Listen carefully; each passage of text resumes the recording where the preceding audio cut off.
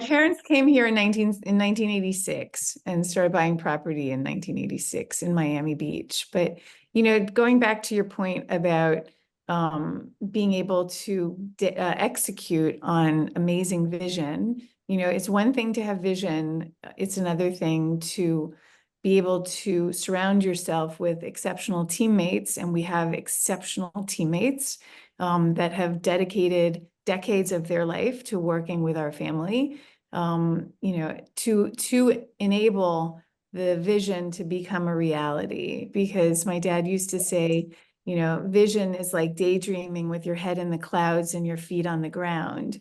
And so it requires a lot of hard work. And as he would say, push-ups and, and seeing things from the perspective of a marathon mindset. We're not the kind of company that goes into a place and, buys cheap, fixes up cheap and leaves. Like, we are only in a few communities because it takes an immense amount of work to be able to do that. And we're very dedicated to the communities where we are.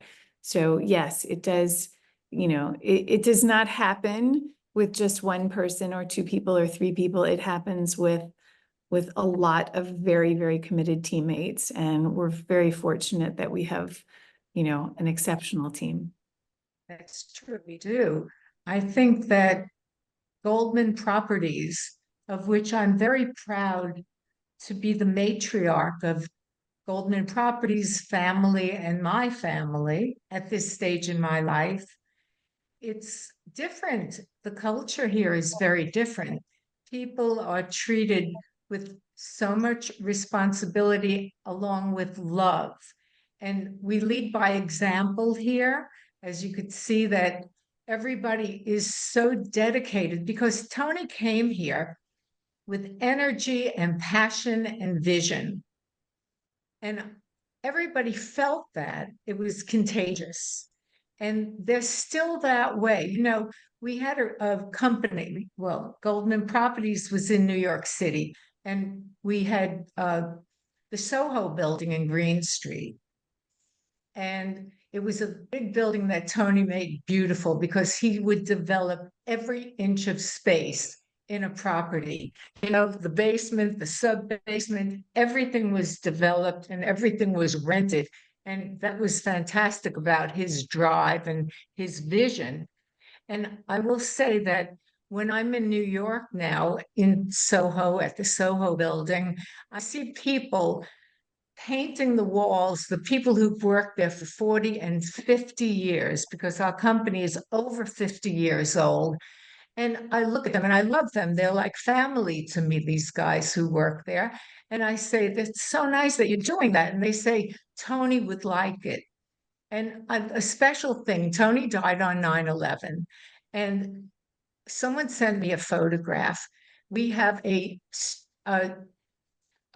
subway map that's embedded in the sidewalk in front of the Soho building. It was done by Francois Jean, and I think maybe 86 or something. And they were on the ground polishing the subway map, the metal that was in the street and the glass cubes.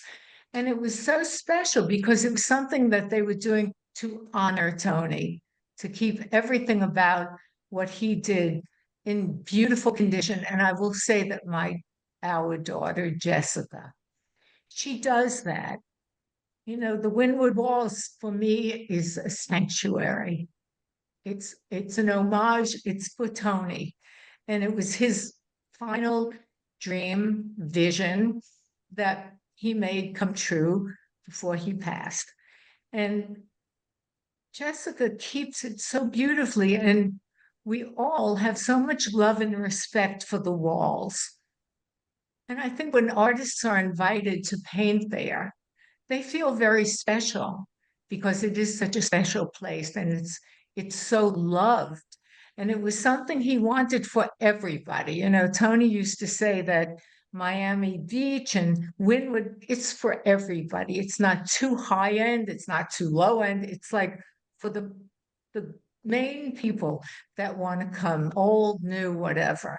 And I'm just so proud of Jessica, and you can see it because she has taken the baton and carried it forward, even to a greater level than we could ever imagine.